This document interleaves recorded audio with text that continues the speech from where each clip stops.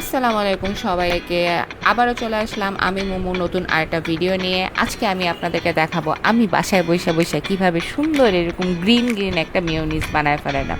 যেমন দেখতে গ্রিন হয়েছে তেমন খাইতেও অনেক ঝাল হয়েছে। তো এর জন্য আমার লাগছে পুদিনা পাতা, ধনিয়া পাতা, কাঁচামরিচ, লেবু, রসুন, গুঁড়া দুধ, চিনি, সয়াবিন তেল, এরপরে লাগছে হচ্ছে গিয়ে আপনার গোলমরিচের গুঁড়া, বিট লবণ এবং 2টা ডিম। এই কয়টা উপকরণ দিয়ে আমি খুব মজাদার এবং টেস্টি এবং হেলদি একটা মেয়োনিজ আপনাদেরকে এখন বানিয়ে দেখাবো। তো আমি প্রথমে চুলায় চলে গেলাম। চুলায় আমি ডিম পোস্ট করে নিব। আগে ডিম দুটো সুন্দর মতো ফেটে ফ্রাই প্যানে দিয়ে দিয়েছি এবং এর সাথে আমি ভেজে নিব কেটে রাখা রসুনগুলো এবং শুকনো মরিচগুলো। তো এগুলোকে ভাজতে ভাজতে সুন্দর মতো আপনি একটু ট্রাই করবেন যাতে ডিমের কুসুমটা, আমরা যখন ডিম পোস্টটা যেভাবে করে খাই ঠিক সেরকমই যাতে কুসুমটা থাকে, এতে করে মিয়োনিজটা আপনার ভালো হবে।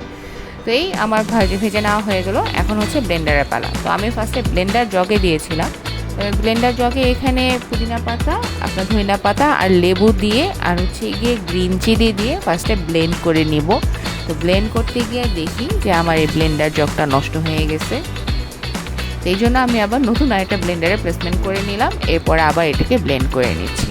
ব্লেন্ড করার পরে দেখতেই পাচ্ছেন সুন্দর ব্লেন্ড হয়ে গিয়েছে। এরপর আমি অ্যাড করে দিচ্ছি ভেজে থাকা রসুন এবং শুকনো মরিচ এবং রসুনটাও আবার ফার্স্টে ব্লেন্ড করে নেব। এখন আমি অ্যাড করব ডিম এবং পরপর সবগুলো উপকরণ অ্যাড করব। অ্যাড করছি গোলমরিচের গুঁড়া, অ্যাড করছি চিনি, অ্যাড করছি গুঁড়া দুধ, এরপরে অ্যাড করব হচ্ছে গিয়ে বিট লবণ, এরপরে অ্যাড করছি হচ্ছে গিয়ে আগে প্রথমে অল্প একটু সয়াবিন তেল অ্যাড করে নিচ্ছি। এরপর একটু ব্লেন্ড করে নেব। দেখেন অলরেডি কিন্তু হয়ে গেছে, বাট আমার সয়াবিন তেল আরেকটু লাগবে আমার কাছে মনে হচ্ছে। এই জন্য আমি আরেকটু সয়াবিন তেল অ্যাড করে আবার ফাইনালি একটা ব্লেন্ড দিয়ে নিলাম।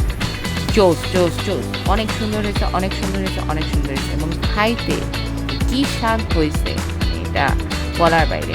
আমি একটু এগুলো যখন খাই একটু মিষ্টিটা বেশি খাই দেখে আমি একটু চিনিটা বেশি নিচ্ছি। এই আমার বাসায় কিছু ছিল না দেখে পুরি ছিল, আমি পুরি দিয়ে এটাকে সুন্দর মতো খেয়ে ফেলেছি। আপনারাও চাইলে বাসায় যে কোনো কিছু ভেজে এরকম একটা মিয়োনিজ বানায় খেয়ে ফেলাতে পারেন। Thank you.